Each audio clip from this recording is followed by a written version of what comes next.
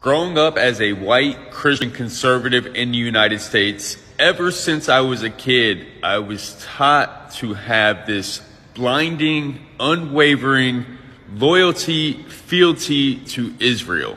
I was conditioned to believe that Israel was the promised land and the Israelis were God's chosen people, and all the Arabs surrounding Israel just wanted to annihilate them and wipe them completely off the map. We were taught that Muhammad was a false prophet and those who were worshiping to Allah were worshiping to the wrong God.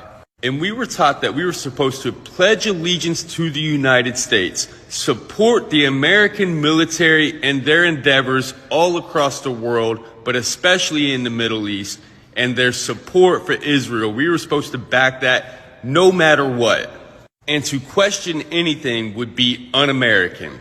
But now that I'm older and we have access to the world at our fingertips and I can see with my own two eyes what is going on, I began to question everything.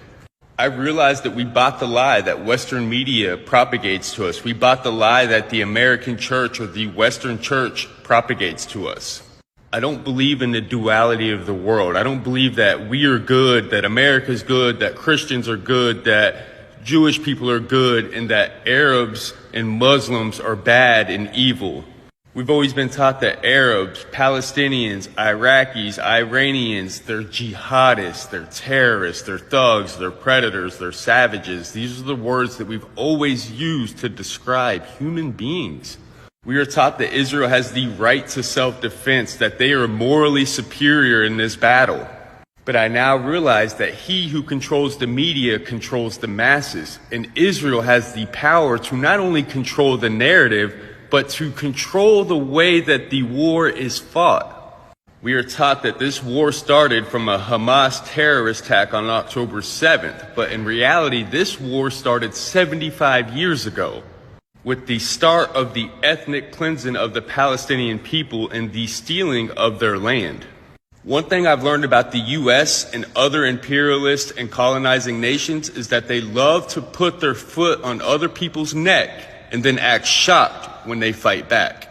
Any nation that tries to employ a system other than the United States capitalistic system, we will automatically cut them off, sanction them, put our foot on their neck, don't give them access to the U.S. economy and the rest of the world, and then we will look at them and say, look, they failed. That doesn't work. Their system doesn't work. And we're supposedly the wealthiest nation in the world, but we've got millions in prison. We've got millions on the street homeless. We got millions without health care.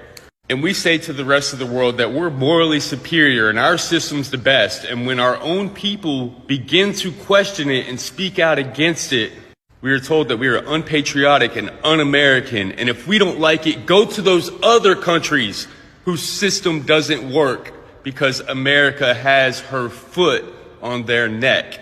I've had to do so much deconstruction and deprogramming of everything that I've ever been taught, everything that I've ever been indoctrinated with living in the South of the United States. We love to say that we are all human. We claim that all lives matter.